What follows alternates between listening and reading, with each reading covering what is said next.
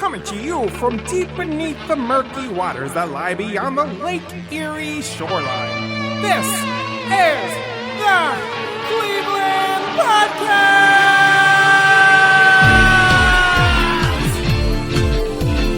With Fred the Mud Monster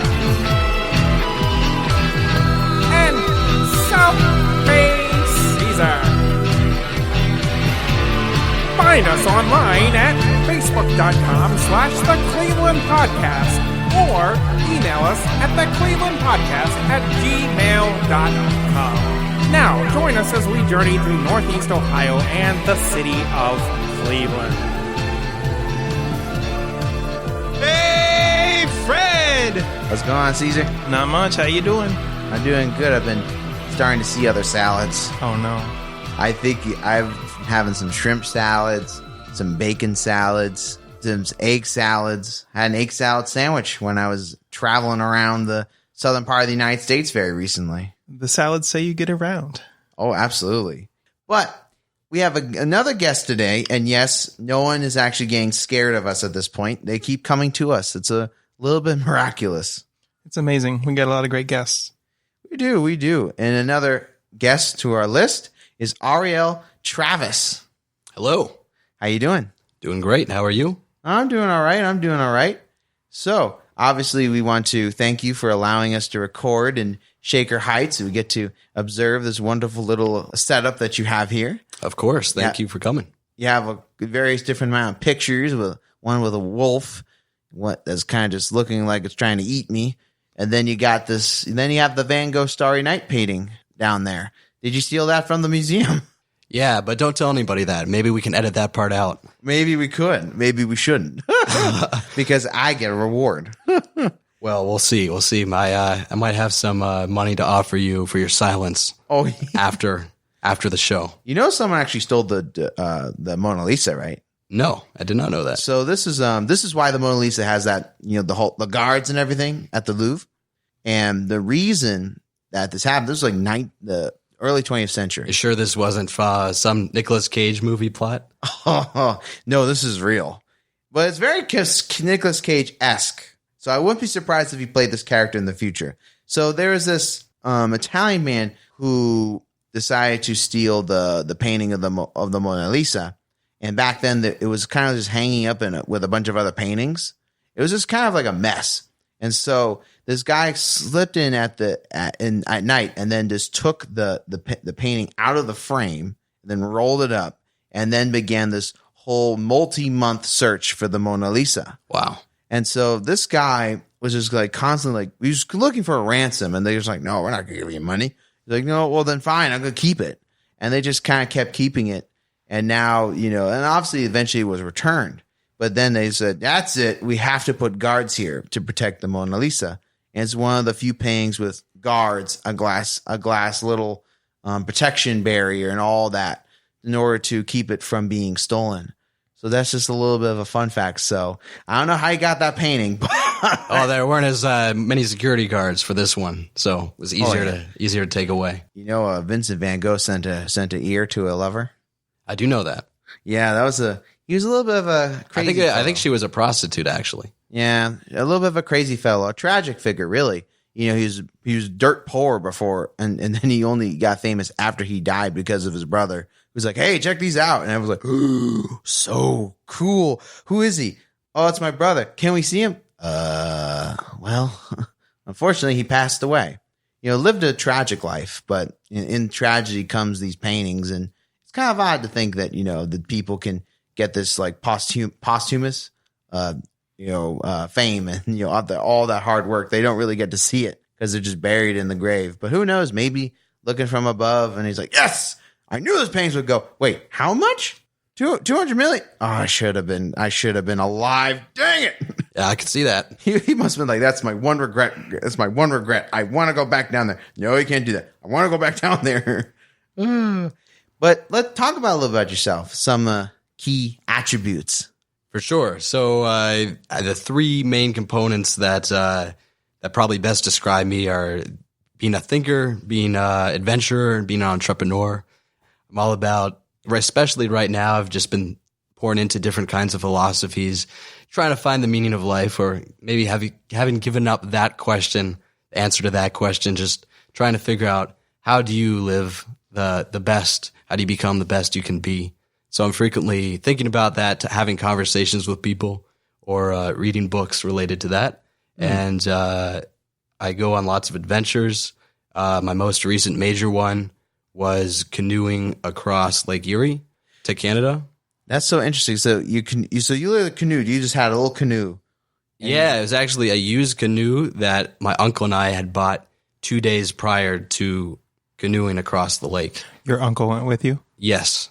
Yeah. And I've heard some rumors that maybe other people have done it, but like officially on record, I think we are I'm sure other people have done it in the past, but it's definitely not something that happens too often. So how many miles is it from coverage. Cleveland? Is that where you left from? We actually left from Catawba, and that way we had the islands. It's a little bit of a safer route. Right. And when we went, it was actually... And that's over by Cedar Point and Sandusky? Yes, right? exactly. Okay. Exactly. So if we went directly straight, it would have been about 30 miles, but because of the way that you need to go with all the wind and the waves, and it got pretty turbulent, it was probably closer to about 40 miles, and it took us 2 days to make that trip.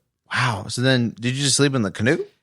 Well, one of the advantages of leaving from Catawba was that there are islands there, and we camped out on an island in the middle. There's actually so many different little islands there. There was one where I'm not sure if they're pelicans or storks. I don't really know the difference, but there was just hundreds and hundreds of them on this like tiny, small island. I mean, it was the size of like maybe a football field, probably smaller than that, and just hundreds and hundreds and hundreds of these birds that probably were just as confused as we were. I have some pictures, and then as we got closer, just like hundreds of them just took off. Were there people on that island? No. We were in the middle of the lake. I mean, this was very remote. You barely see any land at all, and then we just stumbled upon these hundreds of birds that I had no idea even existed around Cleveland. You have these little birds. The birds are going, what are those? Are those wingless birds? I don't understand it. They can't fly, but they're huge. Yeah, they were definitely watching us. There's like, Carl, who invited them? I don't know, man. Ask Jerry. He was like, listen, man, I had a lot of bird weed last night, and I know, and I thought that it would be good to bring some humans along. I thought they looked good. I thought they were good for lunch. I don't know. No, they think they're too big. We're just gonna leave them be. Yeah. I mean, it looked like they were thinking about partying with us, but they definitely, as we got closer, they wanted to go their separate ways. It's definitely a bizarre situation. But speaking of birds, I have a little personal weird story about birds. I'd love to hear it. So I had the opportunity to travel with my family to the Galapagos. We'd save up a lot of money that year. My family did. And, and it helped when I got a big scholarship to go to college. So, they're like, oh, perfect. We have some money saved up. Let's go. We have a lot of money saved up. Let's try and do this trip to the Galapagos. It's a fascinating moment. And we're on this boat. And we go to this tiny island. Let me tell you, this island is about as big as this apartment right here. And for those who, describe the size of your apartments, that way people will know. I don't really know in terms of square feet. I feel like that's what people usually relate it to. It's a small 1-bedroom apartment. Caesar. Yes, what do you think, Caesar? I'm guessing about 500, 700 square feet. I think it might be 700, but it's not huge. It would be a pretty small island. It's not like a tiny apartment, but it'd be a tiny island for sure. Oh yeah. So this thing's about maybe 2 of these apartments. So this is a small island, and they said this tiny island, is the home, has a unique species only unique to that island. Wow. It's called the Floriana mockingbird. There's about, I think, 50 of them in the world, and they're all on that little island. And they say it's really hard to find them. So, if you notice one, let us know. And then I said, there's one. It's like, what? I just said it. There's no way. That's got to be the other one. It's got to be the mockingbird. And they look, because there's a bunch of them in the Galapagos. And they look, and the tour guy looks at it and is like, oh my God, you saw one. I'm like, there's another one. It's like, what? It doesn't seem like they'd be that hard to find on such a small island. I think I found 4 of them. And it's Wow. Everyone else is like, oh, I found 2, 3. And they go, you, sir, attract birds. I'm like, what can I say? I'm a very attractive flightless bird. Maybe that's your calling in life. To be a bird attractor. Yeah. You have the dog whisperer. You have why not the bird whisperer? I am the Brad Pitt of birds. Yeah. They're just very attracted to you, is what you're saying. Fred the bird monster is now my new name. Oh, but that's interesting though about the birds. I wonder if some of those birds on that island that you camped out might have been unique to that island. Who knows? But how big was the island? It was probably about what you just described, the same size. It was smaller than a football field. So yeah, okay. Was there any point throughout your traveling on that canoe trip where you were worried for your safety? Yes. I think we went right before a storm. It's certainly the second day. Okay. Coming into Canada, it was getting very rough, very turbulent, and we were going through all kinds of crazy waves. And by the time the storm was starting to like pass over us or get ready to hit, the waves were like combining together and really going rogue, going in all these crazy different directions. And the canoe that we had was 16 feet. We really should have had a longer one. Luckily, we attached these homemade outriggers, but otherwise it would have flipped over so many times. And we were going, I mean, the boat is 16 feet, but if you judge how big the boat was versus the waves, I mean, some of those waves, when they really combined together, could get as high as 8 to 10 feet. So it was crazy. It was really insane. But did you have an escape plan? The boat would still float. We had all these like inflatable tire and just different inflatable things that would make it so that the boat would still float. And then we had dry suits to stay dry, stay warm. So you were planning for the worst. Yeah, we definitely needed to plan for the worst. I mean, that's a crazy kind of trip. So you need to assume that things could go wrong and have a plan for them. Right. What else did you have on the canoe? Some food, and some paddles, obviously. Right. Yeah. Some life jackets. Lots of just whatever you'd have for a normal canoe trip. Lots of sunscreen, right? Yeah. Uncle, we're going to do the doggy paddle to get from one end to the other. Well, actually, I did not do a good job of putting suntan lotion on. I have photos and my legs still are like, they just got so burnt afterwards. Terrible. And so did my uncle's.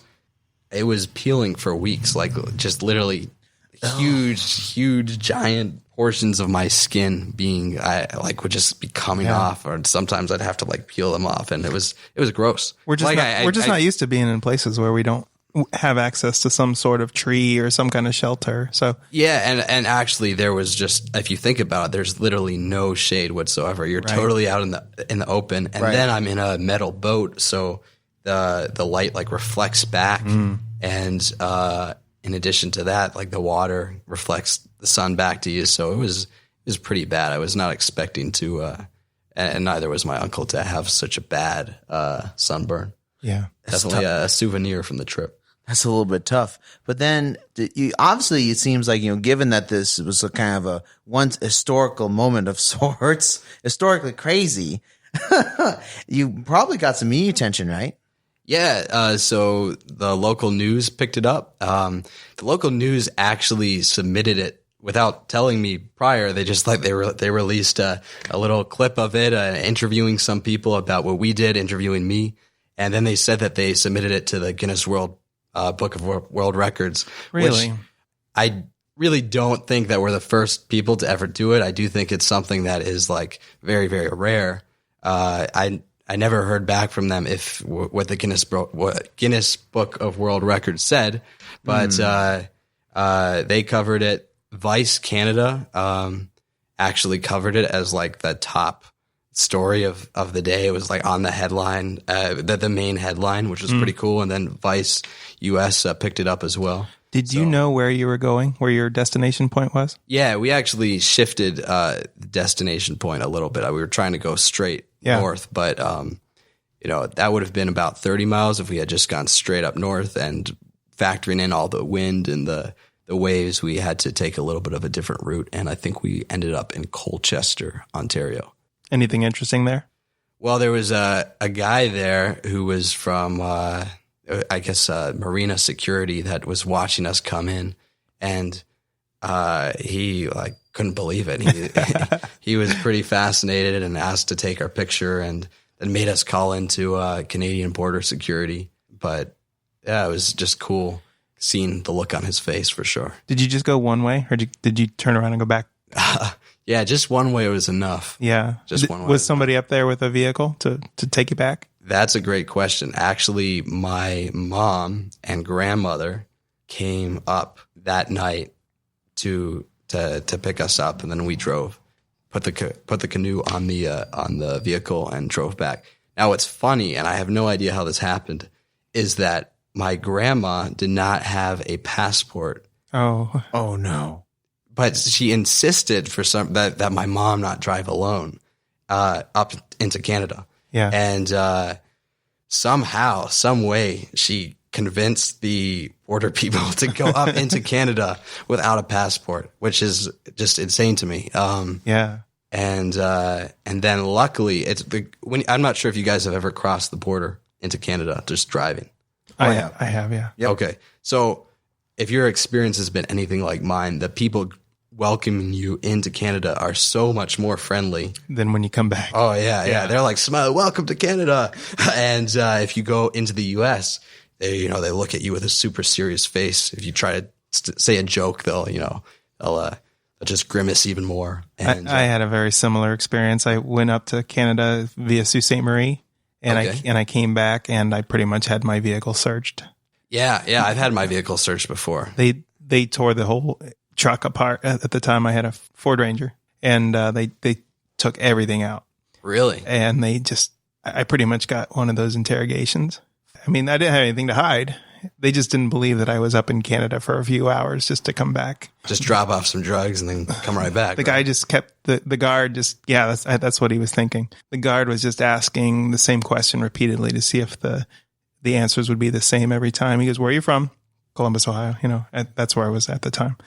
"What are you doing here? How long did you plan to be here?" Blah, blah, blah. And he just asked the same questions over and over again. Wow. Just trying to trick you. He was. And I finally knew that I was okay when he says, because I was up in Michigan, he goes, "So you're from Columbus.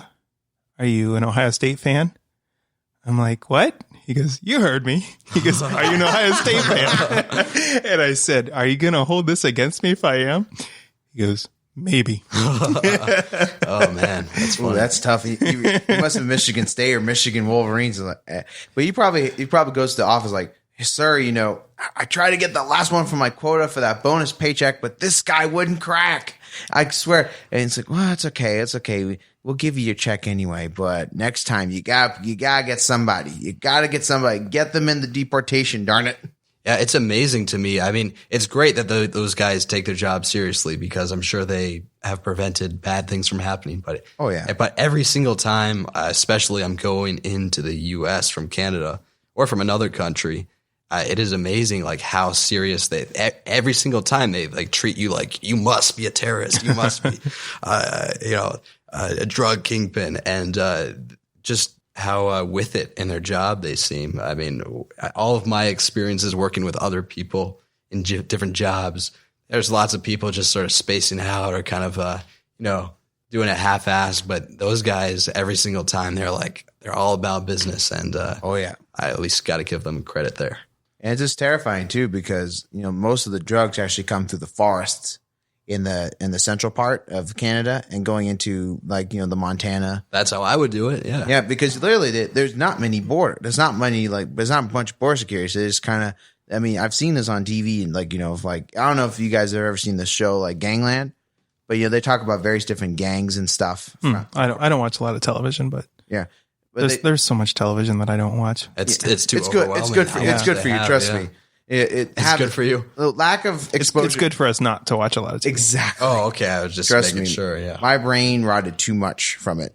But when I was a kid, they would bring these drugs from, I think motorcycle gangs and they bring meth from Canada all the way down through the forest. And so what these guys would do is that, of course, the United States is like, well, we're not gonna have that. So they try and use drones for heat seeking drones. Right. And so what they do is that they like if a drone's using a camera, they'll like have like a fur to kind of look like a bear to disguise themselves, or they'll actually lay on the ground in order to lower their body temperature so that way it doesn't see them. Wow. And then just keep moving. I mean, the payment for this thing is ridiculous. Like, you know, these guys make a lot of money to do this because it's so dangerous. And you know, also a lot of them get killed because it's rival dealers and crazy lumberjacks who just think, oh, got me a bear. And it's like, oh, that is not a bear.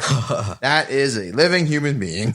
The worst is when they have the bear traffickers, where they put the bears up to the drug trafficking. Oh, no. Like nobody ever sees them. You know? Can you imagine a bear? It's like, you see this, so where are the drugs? Oh, it's in the bear. It's in the what? It's in the bear. Whoa. So it's okay. We're just put your hand in the mouth. The baggie's in there. Oh, my hand. It's just, it's not a very good experience. Hence, you have to get the people who disguise as bears. I see. You definitely thought this out. Oh, absolutely. People have said in high school that I was the most likely to be a drug overlord because no one expected it. And I was so nice. They're like, you probably have sold like 10 million baggies. Hey, man, if the podcast thing doesn't work out, now you have a backup plan. Bear smuggling. Bear smuggling. I'm going to put it up there. Going to put up the butt and then just pull it out. And this is, you know, people do that. So, you know, he's got to put it up the bear. You just inoculate the bear and then just put the drugs we got to put them and then just go back there. Or you just say, here, bear, eat this. And then just get the product after they use the bathroom. And then that might be a nicer way to do things. Oh, yeah. Right. On your end, just thinking for you. Oh, yeah. I'm certainly not going up in there to extract drugs.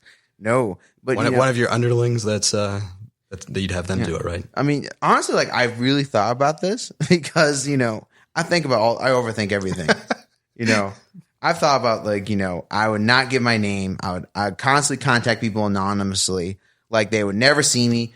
All they would see is like a series of threatening text messages. Like you'll get this because no one will know who I am like ever. And it's just like, this is the way to survive. You know, gotta be anonymous and then just say, oh, well, you know, you see, I do a bear cleaning business. I do bear grooming. Nobody would ever know. No one will ever know. So what are some other adventures? Yeah. So actually my first big adventure where I actually ended up staying with a guy who's a drug dealer in Mexico for 2 weeks just to keep the subject on drugs a little bit. Wow. Was when I was 18, right after high school. I just wanted to experience some other parts of the world. So I ended up hitchhiking down into Mexico and taking chicken buses all throughout Mexico and Central America, all the countries. Chicken buses? What is that? Those are refurbished U.S. school buses. So when U.S. school buses, just the ones that we're used to seeing everywhere, are done in the U.S., like they get rid of them, they usually sell them, or they oftentimes sell them to these countries in Central America, and they buy them, or individuals buy them, or companies buy them, and paint them all these crazy colors and charge people about $1 to go 100 miles. And where there used to be like two little kids sitting right next to each other, you know, on one of the school bus seats, now there's like 5 people, a whole entire family. Oh, okay. And super, super packed. Sometimes you even have people on the top of the bus. Oh, wow. But it's a really interesting cultural experience. And definitely I was pretty broke at the time, so it was a cheap way to get around. Absolutely. Being cheap gets me in trouble. You know? Yeah, it's gotten me in trouble Yeah. quite a few times. So, Oh, yeah. but old habits die hard. Yeah, right. It's like the key to travel is be cheap enough where you don't break the bank, but don't be too cheap to the point that someone goes, we have this person, give us money. It's scary. Like, you know, like for instance, like in Ecuador, you know, and some parts of South America, they have these taxis and they say, do not take the unmarked taxis. Do not, even though they're super cheap, because there's a good chance they're just going to rob you and then just hold you for ransom. Yeah. And you're just like, it's dangerous. It's really dangerous. See, I think one of the advantages that I had, at least at that time, was that I was actually really poor. Like I didn't have money, and I actually did buy a new backpack before that trip, but I purposely like patched it up to make it look like it was really beat up. I even rubbed it around in mud. Oh, so, wow. and it was an accurate representation of reality that just because I have a new backpack does not mean that I'm rolling in the dough. You didn't want to put out the impression that you were a wealthy American? Yeah, especially in the beginning. But that was such a great trip. So that was one of my adventures. I've had a couple of different Cleveland adventures. Obviously, that lake one a couple of years ago, I actually went camping on the lake. So the lake froze over winter. Oh, wow. And I went camping with a friend, a really good photographer, and his photos of us camping actually got published in a couple different Cleveland publications, especially the Cleveland Scene. What were you, camping on ice? Yeah, camping on ice, like out in the middle of the he lake. got beautiful photos with Cleveland skyline built in, and me coming out of the tent, and then. It always depends every winter how if the lake freezes and how it freezes. So this winter that we went camping, it was like there were all these ice formations, ice mountains. So really incredible photo. Actually, even Discovery picked it up. So that was a really cool experience. I've kayaked the Cuyahoga River from start to finish, 100 miles. Where does it? And I used to do lots of urban exploring too. Well, we know where it finishes. Where does it start? It starts in the middle of nowhere. I can't give you too much more detail. That was actually I think my last year of high school, so it was like 7 years ago. I don't remember all the details, but it was definitely really far. Did you have to get out of the canoe? A few times, a few times. For sure, there's lots of dams there, so. I got confident towards the end that I actually went off of a few, but some of them you do not want to do that. The Cuyahoga River used to feed the Erie Canal, the Ohio Erie Canal. I believe so. Yeah, so I wonder if any of that infrastructure is still up or not. Yeah, we saw a lot of that. Okay. Yeah, and then also I guess the last thing that comes to my head in terms of adventures is that I had a little urban exploring crew, and we'd go check out all kinds of abandoned buildings. Oh. Even got into a few non-abandoned towers and rooftop. That's the term that everybody uses now. Yeah. To just get some awesome views of Cleveland. And really, there's so much history here in Cleveland in terms of all the huge factories, huge malls that used to be here. Right where Amazon has their new warehouse, it used to be the largest shopping mall in North America. Randall Park Mall, I believe. Is that close to Warrensville Heights? Yeah. Okay. Yeah. And it used to be the largest shopping mall in North America. And so that's one example of somewhere that we've explored. And, they have abandoned movie theaters, abandoned shopping malls. It's really just incredible the amount of urban exploring you can do here. So that's something I used to be very into. I had never heard of that mall before. And the mall's gone now? Because they tore it down and built Amazon. Yeah. Have you seen that huge, giant concrete building? Yeah. That's where it was. Yeah. Huh. Wow, that's fascinating. So then I guess this leads into a pretty good question then. So then if I want to get into these unusual adventures across the Cleveland area, what would be some experiences in terms of locations that are surprisingly like very interesting? That's a good question. A lot of like what really excites me is doing things that are very off the beaten path, and sometimes that involves it being dangerous or not being entirely legal. So I don't want to advise anybody that's anything over public that could get anybody in trouble. And I've definitely escaped trouble a couple of times. But I also enjoy just hiking, and obviously if people want to take some crazy kind of trip on the river or on the lake, if they're really serious about it, which they need to be in order to be somewhat safe, there are resources out there of what to do. But those are more serious trips. In terms of urban exploring, if people go on the internet, there's definitely some ways to find out good spots. But I actually am hesitant now to, as most people are like serious with urban exploring, I've found they're hesitant to like share spots too publicly. Oh, sure. Because some people are just really disrespectful of the spots. Oh, absolutely. And that actually happened to me when I was in high school. I was into urban exploring and kind of like keeping things secret. But I remember I took some friends to this old observatory that was really almost like untouched first time I went there. Yeah. But I Was went this with in East Cleveland? Yeah. This is the Warner and Swayze Observatory. I think they actually might have two of them. One of them's in Cleveland. One of them's like somewhere else. And they also have the Warner and Swayze factory on East 55th. Right. So that one I will share with people. That's like that entry level urban exploring building. That's pretty common knowledge. It's right on one of the main strips where you can just walk right up to. Oh yeah, actually, if you that whole street, there's like tons of. That's a good place to start for urban exploring. There's just tons of buildings you can walk in. But there are some special ones, or ones that used to be special, like that Warner and Swayze Observatory. Yeah. That really were just like so incredible and also very untouched.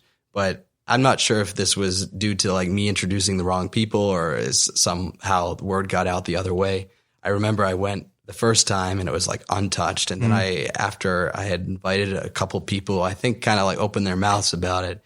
A few months later I go and it's like totally trashed. All these windows are knocked out from the observatory section. Wow. And graffiti all over the place. It was crazy. I doubt it was something that you did. I think it was just bound to happen. Yeah, probably it is. Just troublemakers. We actually did an episode on that. Not on that building, but on abandoned buildings. Our most viewed episode. And probably when you first got there, it was probably recently owned by somebody. Yeah, I think actually, people in the urban exploring community had known about that for a while. And I think it became one. There are a couple different places like the Rubber Duck Factory too. I'm not sure if you guys ever heard about that. Where would you don't have to give us an exact location. No, I think that one actually like burned down. It was in Little Italy, but yeah, all these little rubber ducks. It was like a little rubber duck factory. Wow. Just as the name sounds. So then let me ask then regarding some of the abandoned buildings, did you like, obviously a big thing about, some of those abandoned buildings, at least stereotypically, is like squatters, people who, they'll sit in there and like try and live there. Did you ever encounter people that were trying to live there in some of those buildings you might have come across? The only time I ever ran into anything like that was with a friend, and we just like heard another person moving around, and we were being a little bit careful. Yeah, you don't know who that is. We didn't actually see them.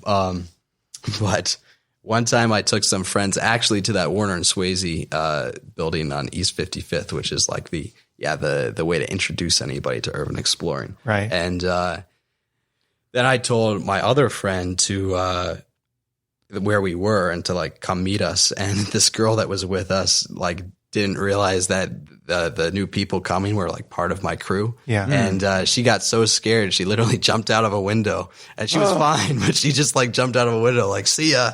And we always laugh about that, my friends and I.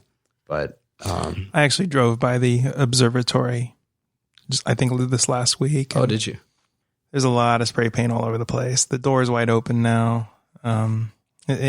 Even in the time since I first moved here 4 years ago when I first saw it, it's changed a lot. Yeah. So that's sad. So, I mean, there are still some cool spots that really people do not know about. The public does not know about. And if for people who are like really get into urban exploring, they kind of earn their way into knowing. There's like an inner circle of people who do urban exploring, and a lot of the people who do that are also into rooftoping or crane climbing, et cetera, et cetera, et cetera. So you start meeting the right people, and they know the spots. Those guys are crazy. I've seen some of those videos of the people like doing the climbing and they like hang from the. That's a little bit parkourish, I think. That kind of. I think they kind of like all run together, I suppose. Yeah. I've climbed a crane before, and it was. Oh God. Yeah, it was pretty crazy, but no parkour. That's the people that are like hanging from one arm or trying to show off, and 1 foot on the ground, 1 foot in the air. That's it's a little bit much. So you do have people that have died doing this kind of stuff, trying to show off. So other than the time that you saw the people inside the building, whatever building you were in, has there ever been any trouble? Have you ever gotten in trouble with the police or? So there was an amusement park. I think there's been a couple of times that things have been a little bit iffy. And some of the the friends that I've gone exploring with have gotten into trouble. Okay. I've luckily been okay. Was that Geauga Lake? I think it might have been Geauga Lake. We need to have an episode just on Geauga Lake. Absolutely. It's a tragic story. Oh, yeah. Yeah. Is that the one with the giant wooden roller coaster? Yeah. Okay, It's so still that there. was it. We Yeah. actually like climbed and walked along the entire wooden roller coaster. We went all the way up it, all the way down, and just like hung out there. And eventually, like we started hearing like police sirens, and I'm not sure if it was for us or not, but Right. we kind of thought of that it was. I mean, it was the middle of the night, and they seemed to be like coming from different directions. So we've heard stories of that being a place that's pretty well guarded. So. Yeah, you're hearing all my confessions of activities that I did a long time ago. So I hope that I can't get into any trouble now. You can't prosecute them now. Right, it's too late. Besides, we will change these names appropriately, so that way there'll be different names. Yeah, So, and everything I'm saying right now could or could not be true. Like I might Exactly. totally be making this up, right? so instead of Warner Swayze, we're gonna have Charlie Bravo, and instead of Geauga Lake, we can say Ducky Lake. So that way we That's right. That's right. So that I way like people go, "Where is Ducky Lake?" And they're running around. And what if that becomes a thing and everyone goes, "Have you ever heard about this guy on this podcast talking about Ducky Lake? It must be so popular." They say they have abandoned roller coasters. I think that's Geauga. No, it's Ducky Lake. I like it, man. I think it's a good idea. Let's change the lake to Ducky. All right, let's take a quick break, and then we will come back with some talking a little more about some other aspects, entrepreneurship, and some various different social activities of Cleveland. Great. All right. Hey, Cleveland, it's Caesar. If you enjoy the show, like and share our podcast on social media. We are now on Reddit, Twitter, and on Facebook. Here are some ways that you can help us grow. Like our posts, engage with us on social media by leaving comments, questions, and feedback that we can use on the show. Share with friends or on your social media page, or leave a review on iTunes or wherever you listen. You can now find us on Spreaker, YouTube, Apple Podcasts, iTunes, Google Podcasts, iHeartRadio, and Spotify. Thanks for listening and showing your support.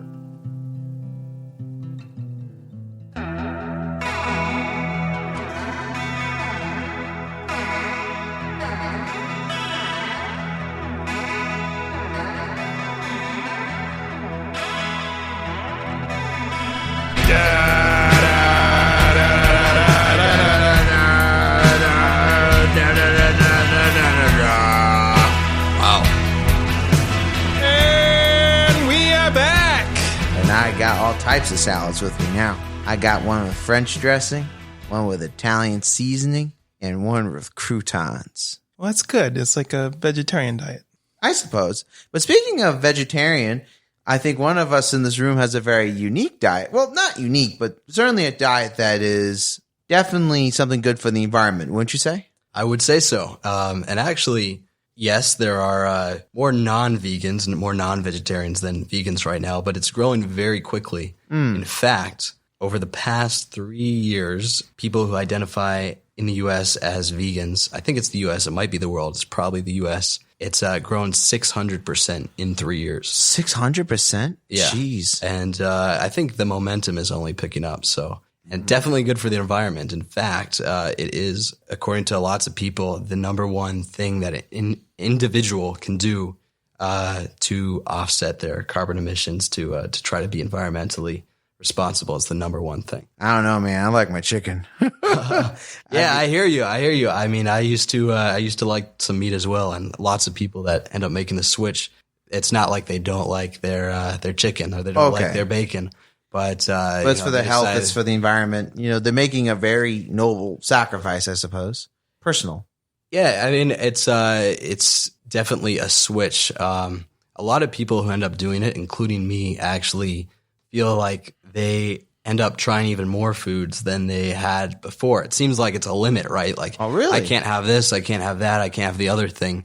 But it's been my experience, and it's been the experience of so many people that I've met, that we actually end up figuring out how to replicate the taste of all these foods that we used to eat when we weren't vegetarian or vegan, and also learn about all these new ingredients that that really add such vibrancy to our options. So, when most people think about bacon or chicken, beef, they're really like limited the amount of ingredients that you have as the main component of a lot of these meals. Whereas once you switch over to a different diet, it's been my experience that really there's like so much out there that you hadn't even thought about or explored before. Mm-hmm. Have you tried that Impossible Whopper? I have. Have you? You look like you have. And you don't like it. I haven't eaten fast food for 10 years, but Good for you. I hear people talking about it a lot.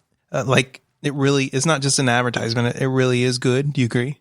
Yeah, for sure. Yeah. I do agree. And I mean, it depends, just like wherever you have a regular burger, how it's cooked and all that. Sometimes it's great, sometimes it's not. But in my experience, it's been very good. And I've actually taken quite a few meat eaters and said, hey, just for this one time, try this out. And a lot of times they're like, wow, this is really good. They look at me super surprised. And I know at least one of them, that's his default go-to now. He's a big meat eater, big guy, loves his burgers. And when he goes to the restaurant that serves Impossible Burgers, that's what he gets. I'm definitely tempted. Oh yeah, you should try it out. But I don't want to break my 10-year stance. I won't tell anybody. but I worry that if I go back, then I'll go back more and more and more. You know what I mean? It would be a vice. Yeah. So in terms of fast food, actually, the Impossible brand who makes Impossible Burger, they just had this partnership with Burger King, where all the Burger Kings now sell a version of Impossible Burger. So that's obviously fast food, but you should know that a lot of like regular restaurants are now serving it as well. And I'm not saying it's the healthiest thing ever, but I'm not going to qualify it as fast food either. What is it? Just mostly soy? I don't really know all the specifics. I think that one does not have so much soy. The main ingredient that sort of makes it meaty in terms of the texture, the taste, even that it bleeds, which is pretty crazy. Wow. Is heme. And okay, yeah. And they have a competitor too called Beyond Meat that's been launching all kinds of different plant-based meat. But it's very exciting. Those companies are actually struggling to keep up with the demand in the grocery stores, at the restaurants. These guys are frequently running out of stock, and they have tons of huge name. So I wouldn't, or investors like Bill Gates. Yeah, I wouldn't have to buy this at Burger King. I could go to the grocery store and get it. Make my own burger. Yeah, at least for Beyond Meat, you could. Yeah. In terms of, you know what? I'll buy you an Impossible Burger sometime. I'll take you out. All right. That's my pleasure. I'd like to tag along too. All right. Okay. Now it's getting expensive, but okay. It's a deal. Well, listen, you guys have me in a good mood here. I'll warn you, I'm a very expensive date. I like a lot of burgers. I didn't even know what the Impossible Burger was. I just heard about it and I go, okay, well, what's the hype about this? And then it's impossible. Well, yeah, so it's literally just impossible from the sound of it, because it looks like meat, tastes like meat, but it's not meat at all. I actually kind of had an experience with pasta, actually, where my cousin, who's a full-on vegan, or was, I think he still is, and he's just chopping up the different foods and vegetables, and this is for Thanksgiving dinner. I'm like, okay, we'll see what he does. He said, I'm going to make you a pasta. I'm like, pasta? Wait a minute. Wait. Does that not count? It's like, well, yes, but there's a vegan version, and I think you'll like this. And he went to culinary. He went to a school for some cooking. So he knows how to cook. But I'm still going, yeah, I don't know. I don't trust you, man. He's like, come on. I went to this culinary school. Where'd you go? I'm like, listen, I'm a history major. So, we make this, he makes this pasta out of, I think, mushrooms, I think. Okay, yeah. People get very creative for sure. And it was delicious. It was maybe some of the most delicious pasta I've ever had. And now I'm finding these substitute pastas everywhere, which are may have different, just different vegetables. And every time I'm like, this is delicious. And and that's when I began to realize I should really eat healthier. So, I'm still eating meats, but I'm definitely trying to reduce on the consumption overall. So good for you. I mean, that's how a lot of people, first of all, whatever people are willing to do in terms of cutting back meat, that's great for the environment. Obviously, like we talked about, it's great for your health and great for the animals too. The vegan's the gold standard, in my opinion, from what's from from everything that I believe. I started off as vegetarian, but whatever people are willing to do in terms of reducing their meat, I'm all about that. And I think that's awesome. I am by no means a vegetarian, but I do have a lot of guilt, especially if I go get one of those like whole chickens from the grocery store when you have the actual bones and stuff like that. And, you know, eating meat is pretty much, you don't have to think about it, like the way that people have set it up. You know, it's called steak. It's not called cow, you know? Yeah. You're absolutely right. And, it's so true. When you go to the grocery store, when you order something from a restaurant, it just comes to you nice. It smells good. It's in a clear package. You don't think about, okay, this, what's on my dinner plate was probably like screaming in pain before it became what it is right now. I mean, and, I actually respect people who kill their own animal because at least they had to do that. You know what I mean? They actually, and so They have that I'm not experience. going to say that's like, that I'm like, wow, that's awesome. But I do respect that more than somebody who's like afraid to go hunting, afraid to pull the trigger themselves. Right. But, you know, loves meat. At least they know what's involved. And by the way, I'm pretty open-minded in terms of, I know sometimes you hear like vegans are like super preachy and you know, feel morally superior. I know that humans for a very, very long time have eaten meat. It's a huge part of our culture. And so it's not like I look at anybody who eats meat and I'm like, wow, you're a bad person. And I think most people who are vegetarian or vegan actually are the same type of way. But it's really amazing all the different options we have right now. And I think a lot of people do feel that guilt, which is what led me to eventually becoming a vegetarian, become vegan. They feel that guilt that, hey, this actually is an animal. I love my dog. I love my cat. I know what suffering and pain feels like myself. And why would I cause suffering and pain to another living being that I know can feel those same feelings if I don't need to, if I can live healthy without that, if I can eat tasty meals, eat nutritious meals without that. Right. So that's what led me to become vegetarian and become vegan. But, you know, it was a little bit of a process. When I was a kid, I grew up on a farm and, I don't know if people know what this is, 4-H. You guys? I know. Okay. Yeah. 4-H is like what rural kids do for fun. You know what I mean? It's like a group.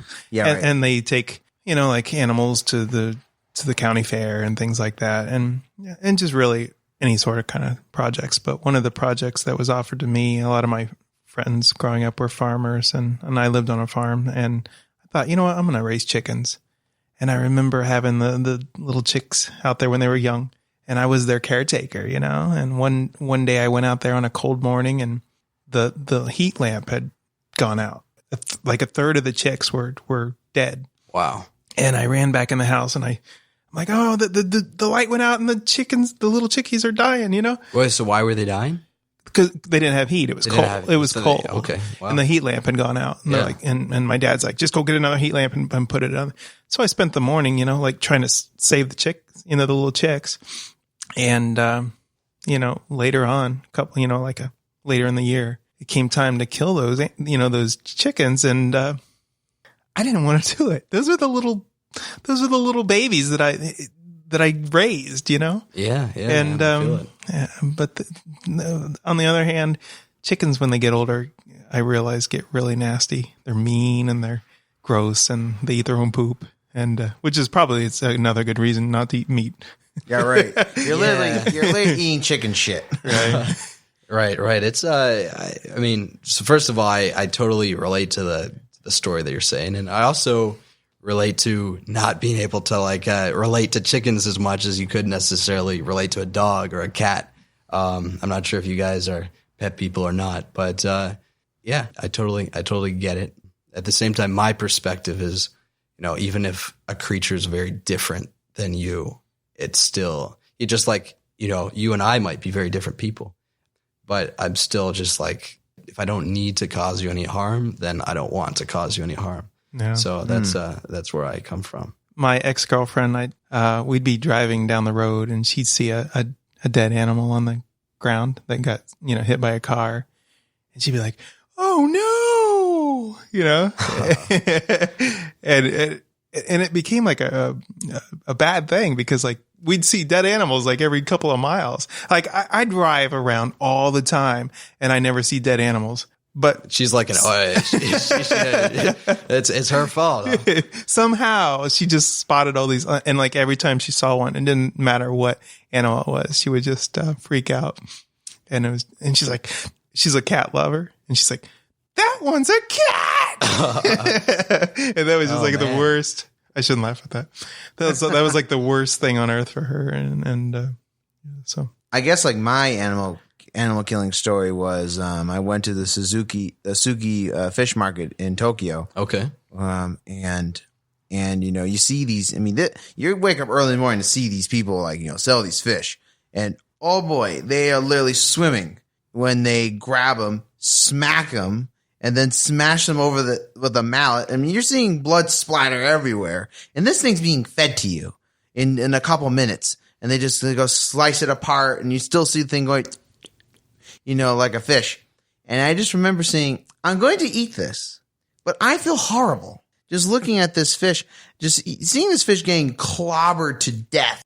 And here are these men who, God bless them, they're doing their job, but they just go, they don't care. Just go bang. They're killing fish like it's a snap of the finger. And it's just, and I think it kind of made me step away a little bit from eating meat in bigger portions.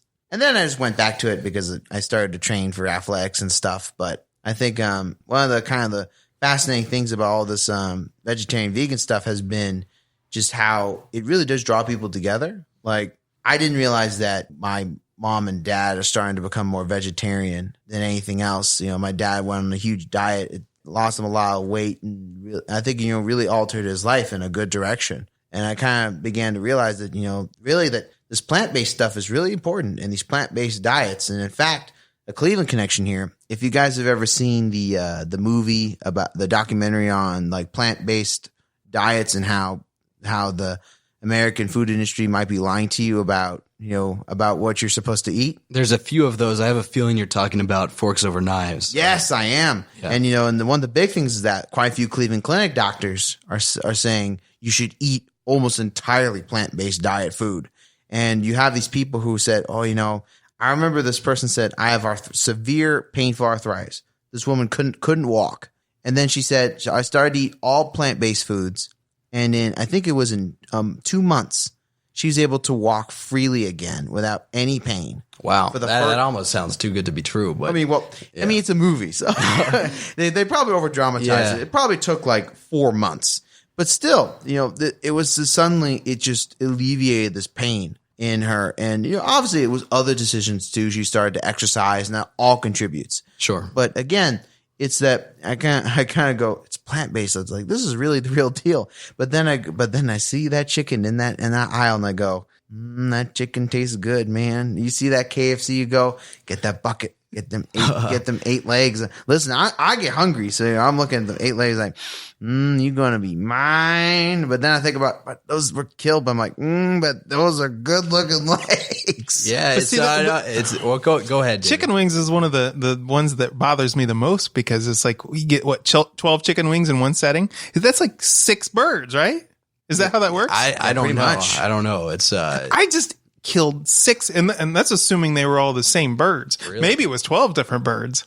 It's possible. Wow. Yeah, I actually haven't thought about it that way. But in terms of KFC, they actually just released, at least they piloted, partnering with Beyond Meats, which is one of these plant-based meat companies. Yeah, and they did plant-based chicken wings, I believe, or plant-based chicken nuggets, whatever. Oh, wow. And it sold out within a few hours. There were like these huge lines out the door. I'm not sure if it was, I'm sure a lot of those people were just like vegans or vegetarians, really excited. Yeah. But these companies are getting very good at replicating the taste and figuring out what really satisfies people's taste buds, and also creating that texture that people really like. So in the past, becoming vegan or vegetarian is certainly doable. But yeah, you did need to give up some of the taste that you might have in terms of what you might be missing by giving up meat. And now it's really getting to that point where you can tell the difference. Yeah, it's hard to tell the difference. Some people can't. And it's getting to the point where it's very easy. If that's something that people really want to do, if that's something that people want to explore, they don't really need to give up taste so much at all. So then that leads me into, I guess, the next point about veganism is that it brings people together, and you might have a particularly large event that might be that's doing swimmingly well regarding veganism. Why don't you talk about that? Sure. So about a year and a couple months ago, when I was first becoming vegan, I was vegetarian beforehand, but I used to think vegans are crazy. Like, I'm vegetarian, I'm never going to go vegan. But I met a vegan and they told me to like look into it. So I looked into it, and here I am talking about veganism on this podcast. But about a year and a half ago, or year and a few months ago, I wanted to meet some other people who are vegan because I didn't really know other vegans out there. And I wanted to learn some recipes. So I decided with another friend who had just gone vegetarian that, hey, let's create a potluck and invite some people that are either vegan, vegetarian, or interested in going vegan or vegetarian. And, just make it a fun thing, not like some super cliquey, like you have to be vegan to be here, but something just really fun. And people get to share their dishes and talk about whatever they want. And it went really well. And then we did it the next month and the next month. And now I'm the guy that's kind of been like putting it together. But I always partner with somebody to host it. And it's been going on for a year and a couple of months. The last one we had about 100 people in the park, which was amazing. And half the people that come, I'd say at least half, are not vegan or vegetarian, which I love that about it. It really opens it up to the community. And is a really cool, friendly way for people to just to get a taste of literally of what that life is about. I heard that one of the people brought up their pet chicken. Yes. We frequently have some surprises at these potlucks. So there was a pet chicken, and trying to think what other surprises we've had. Every single potluck has its own flavor. We've had a couple of kickball games the last few.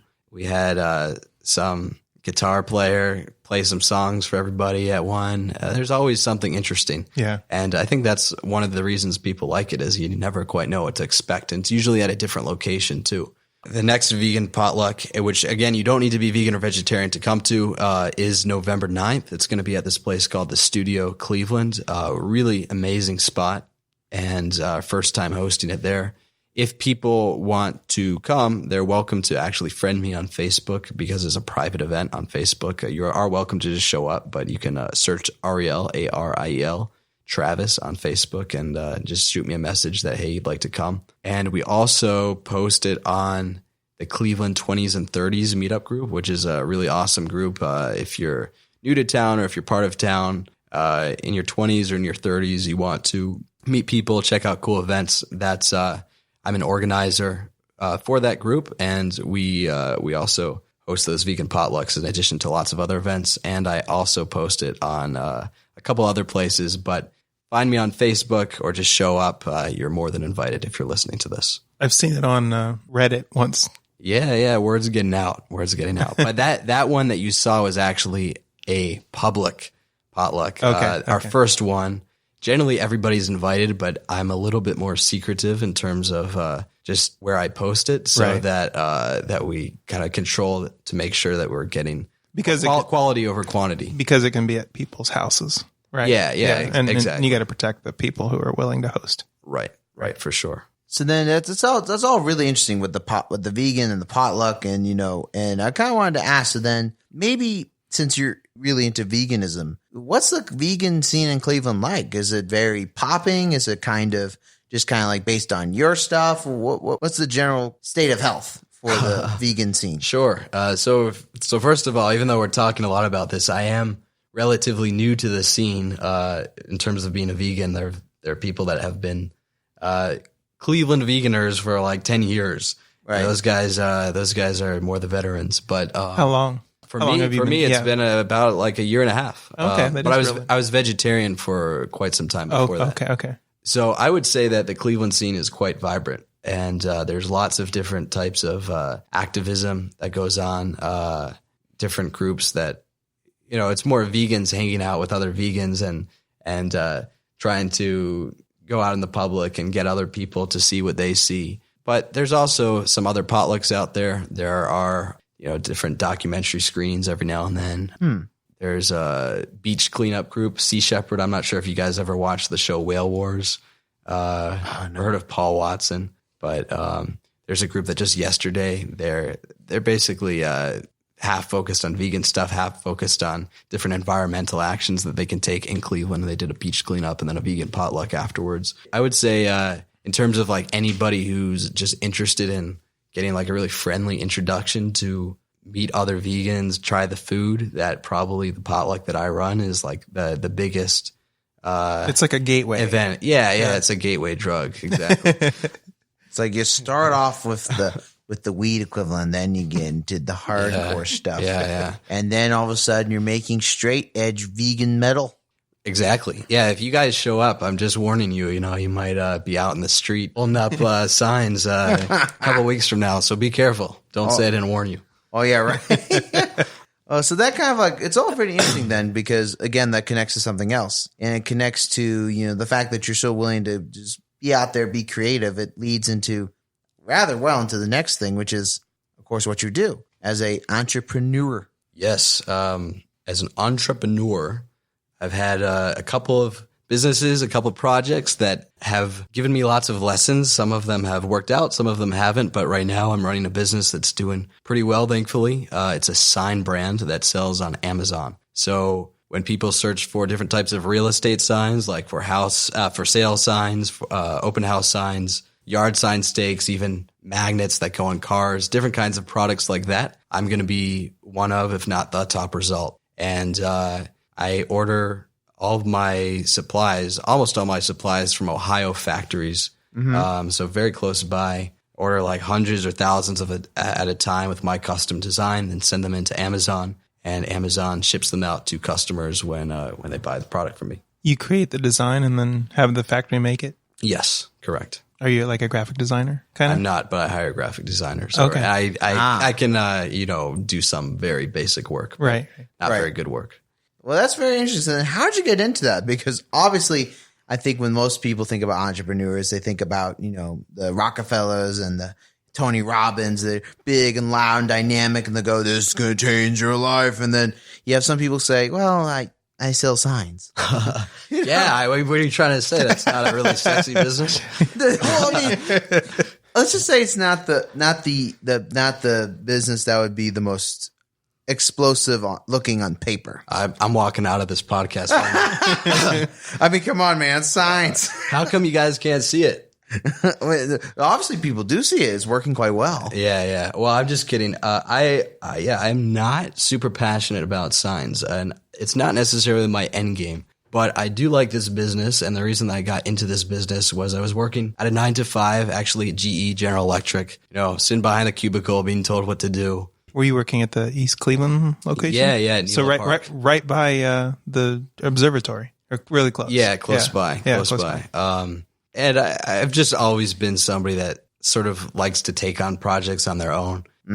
I didn't really have in the past, I've like tried to launch a tech startup, an app startup, actually similar to meetup.com, which I mentioned earlier, but more focused on college students and spontaneous meetups like Frisbee or going to a movie with friends or people nearby. So I've launched lots of different projects before, and sometimes I've been really passionate about like, hey, this is an idea that's going to be, people are going to love it. It's really cool. It's really exciting. But while I was working at GE, I just was like, I need to get out of this. I want to be I don't really know what I want to do right now. I don't have a passion project, but I'd like to figure out how to not have to show up to this 9 to 5 and just like sit behind the computer being told what to do over and over and over again. And I started looking into different passive income business models, which kind of let you build a business that then can become automated, that you outsource like the hardest parts to. And Amazon has lots of challenges, but also has lots of good points. And I got attracted to that business model. I found somebody else who was doing well on it, and actually went into business with him with a previous business selling products on Amazon. And now this is just me. I mean, I hire some people as well. I actually have a warehouse down in Columbus that I hire. Also, I do spend a good amount of time on it, but I can work from anywhere. And if I don't feel like working someday, I can be like, okay, I'm not working today, and I'll work more the next day. Right. It's definitely a very freeing kind of business, and it allows me to, if I have an interest in something else, focus on that. So it's not my end game. I'm working on it, a couple hours a day to try to build it from what it is right now. But I'm definitely on the lookout for what's next. I'd love to get involved in some other project if one really speaks to me. I'm not going to force it though, so we'll see what happens. So what other businesses have you tried? Well, the big one, when I was like only 19 or 20, was this app startup. I actually ended up living out in San Francisco for a little while, partnering with a tech co-founder because I don't code. And we built apps for both iPhone and Android, basically to connect people to cool events, activities nearby, especially spontaneous ones. Like, hey, I just got out of bed. I want to see what's going on my college campus. What clubs are having meetings, what restaurants are having happy hours, et cetera, et cetera. Sounds like you're the idea guy. Yeah. Which is important. The idea guy. So when I first started doing anything in business, I thought like, oh yeah, the idea is like so important.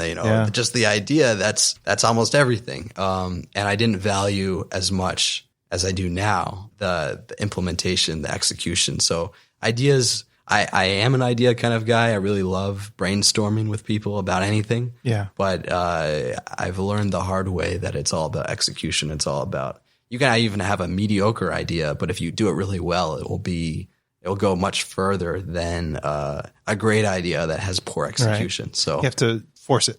Force it through. Yeah, force it through. Or sometimes you have to adapt. You have an idea, you think it's great. You get feedback. You get some feedback. People aren't using it the way that you thought.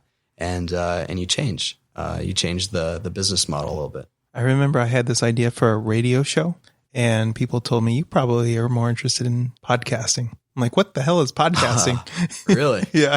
Wow. No, this was like when I first moved to Cleveland. I was going to do a 24-hour radio show, and I didn't know how to pull it off. And people pretty much unanimously told me podcasting is what you want to do. And here you are. And there you go. Yeah, it was all very interesting. It was all of a sudden they just go, Fred sounds really good when he talks sometimes. Does he sound interesting on a podcast? And all of a sudden we just kind of came together and we just... Yeah, my original idea was totally shattered by Fred's charm and charisma and ability to talk for hours about anything. Well, what was your original idea? It was going to just be music related. Mm-hmm. Okay. Which I'm still pondering venturing into that too, like local music. Nice. Yeah. Very cool. Well, I think it was originally, it was like, what was it? Like bands and like playing their music and like covering it, stuff like that. Well, it was going to be bands in Cleveland that don't have a lot of like Traction. Yeah. And then like to try to promote like a local radio show. Right. That's awesome. Yeah. I love it. Yeah. I mean, we have a couple of potential musical guests, but we've not really. We've had some people with some musical talents, but we've not had full out and out artists. I think in season 2 we're going to venture into that. Oh yeah, for sure. Because it's incredible to think that we have a season 1, and now we're going into a season 2, and it's I guess it's our version of entrepreneurship for ourselves. This is our business, our opportunity. And so, when you were talking about you run your own business, I think for both of us, it's an opportunity for us to, when we think about this podcast, it's our little baby. We need to turn this into money. Right now, we're way in the red.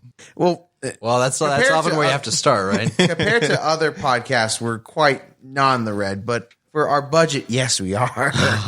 Yeah. Hey, but if you're going to do something, do it right? Exactly. Right. No, I really love what you guys are trying to do, and I think that it is the Cleveland podcast. It gives you lots of room to experiment with all kinds of different ideas, and who knows where it maybe you have an idea that it's going to be general right now, but maybe it zooms into something more niche or focused in the future. I mean, there's lots of possibilities. So it's so cool that you guys are just interviewing random people like me and seeing what happens, seeing what gets traction. It's very cool. So then, I guess like you're transitioning to a different question then about Sure. entrepreneurship. I guess I'm going to ask a similar question to the vegan scene. What are you aware of regarding the entrepreneurship scene around here? So I used to be much more involved in that than I am right now. I used to like go to all the events. There's a couple different co-working spaces or startup accelerator programs. I think the main ones that people should know about are Launch House, Flash Starts.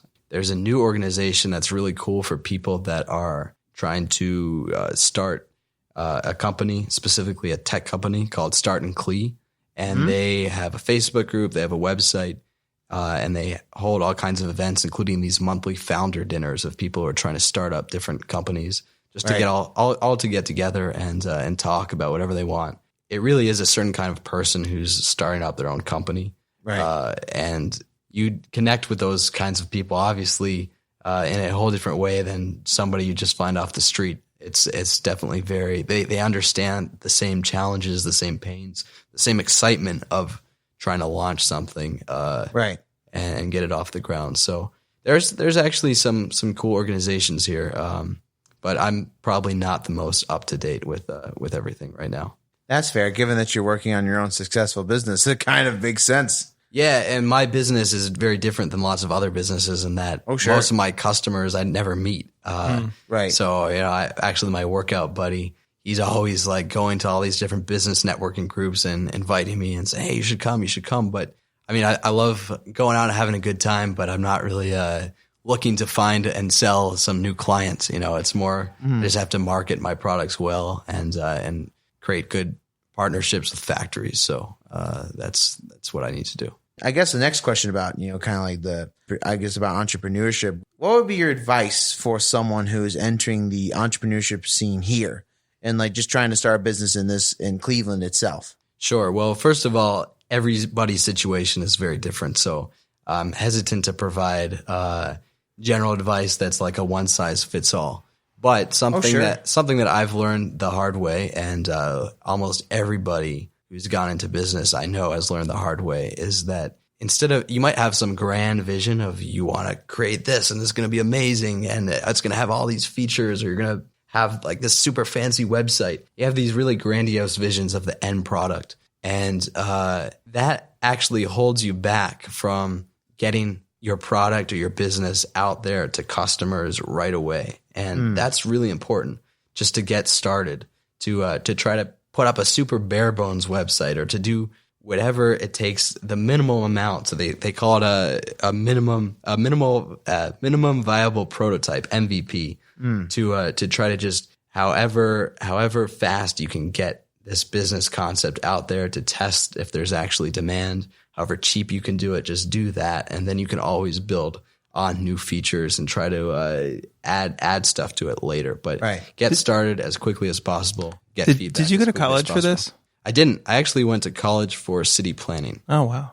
Oh, interesting. Huh. Yeah, but I am never been a fan of school, so I've done most of my learning on the streets. Outside of that, on the streets, which I feel like that's the best way to learn. You learn by doing, right? You're so hardcore. I think for different people learn different ways. I agree with you. I agree with you. Although you know what? I have my workout buddy again. He actually has an MBA, and a couple of people that I know that have MBAs, I'm sure it works. Like if you're working at GE or a big corporation, first of all, it probably helps get you ahead. But in terms of knowledge to get a business started, I feel like a lot of that, you just have to sort of go for it and be willing to learn lots along the way. That being said, I mean, right now I'm running into things that I feel like, hey, if I had took some business classes, I probably would have known more confident in this type of situation. Yeah. And I think, so then I guess like what other potential, tips that you might have? Well, related to creating a business idea that you can get out there as quickly as possible, I'd say you really should not be afraid of failure. And it's way easier to say that than to actually not have that fear or not let it affect you. For me, I failed a couple of times, and that's actually really strengthened me as an entrepreneur, that I'm not afraid to fail. But sometimes you just have to like walk away, say, hey, this idea that I had is not really gonna take off. or I need to change it, or I need to just choose something else. And being able to not attach yourself too much to the idea that you are the actual startup. Like, you wanting to be an entrepreneur, that's the startup, and whatever idea you're trying to use to get there, maybe it'll work, maybe it won't, but focus on you yourself achieving the goals that you want, rather than this specific idea that I have. Oh, I'm sure I have it right, everybody's going to love it. Sometimes it doesn't work out that way. So just make sure that you separate your own success from the specific idea's success. One last thing, something I saw on your social media. Something about consumption versus creation. Yeah, for sure. Can you expound upon that? So I don't have my social media in front of me right now, but I think I said something like, it's time to stop consuming and start creating. Yeah. That's the mindset. Like a personal. That was like a personal thing. For me. So, I mean, it's just so easy in today's day and age to be consuming all the time, to try to stay on top of the news or on top of TV shows like we were talking about. It just takes up so much time, and it takes up so much of your mental energy. Right. And for me, especially the news, keeping up with like politics, keeping up with tech news, I have some sort of like FOMO sometimes, fear of missing out. Hey, like I don't want to miss out what what's happening here, what's happening there. I got to know all the information so that I can make the best decisions. And that takes up so much time, and you really are focusing your mental energy on other people's writings, other people's content, instead of thinking about, hey, I have all this time. You can actually create your own work. Right. You can think about what's important to you, rather than letting all these other articles or content tell you what you should be valuing, what you should be thinking about. Why not just really get in touch with yourself and think about, what do you want to create, and then have the opportunity to do it. So it's really, for me, just about thinking about how much time am I spending consuming versus creating, and realizing that there's probably an imbalance there, and that I'd like to focus on creating more going forward. I think we all need a little bit of like consumption, Oh, I agree. We need to, after a hard day, we need to go home and watch like the last half hour of the football game or whatever. Maybe even an entire football game. No. I mean, like a lot of things in life, I think. But I remember balance. When I was younger, I would sit and watch 9 hours of football, like back to back, 3 games in a row. And I look back at that person and I'm like, why? There's so much more happiness in creating than there is in consuming. Yeah, absolutely. You really get fulfillment from creating, and I've experienced that personally. I know lots of people who have. So, you guys creating this podcast, I'm sure it's exciting. It's more exciting in a lot of ways to create the podcast than just to listen to the podcast. But it can also be fulfilling to listen to the podcast, because it can spark different ideas. And I certainly listen to podcasts, and I'm excited to listen to some more of your episodes. So. And there are times we're doing 3 podcasts in 8 days, right? Yeah. Three podcasts in 8 days. Yeah. Wow. Yeah. You guys are going to be pros by the end of that. and there's times at the end where I think, oh man, I could have just stayed home and watched football, Oh yeah. But I had that feeling just as we were coming in. I'm like, man, I could have taken an extra long nap. And I'm like, but it's worth it for us. I think this kind of goes back a little bit to our last episode where we had, a guest who we were talking about working 80 hours or 80 hours a week to get everything accomplished, and that work ethic versus just kind of laying around enjoying life, and it's hard. And one of the things we talked about was I was in an Asian community a few years ago. Yeah, they have a good work ethic. And I somehow got involved in that community, and they brought me in, and they expected me to work every bit as hard as they do. And it was brutal. Yeah. Like the waking up early and going to sleep late and then doing it over again the next morning. It was so brutal, but I think I need more of a balance. I wasn't able to keep up with that long term. And, no, I don't think that's healthy. I mean, it's just like anything. If you get too extreme one way or another, it can be pretty unhealthy. But I definitely think we need a balance, but definitely I really think we should spend our time wisely. I can agree with that. Yeah.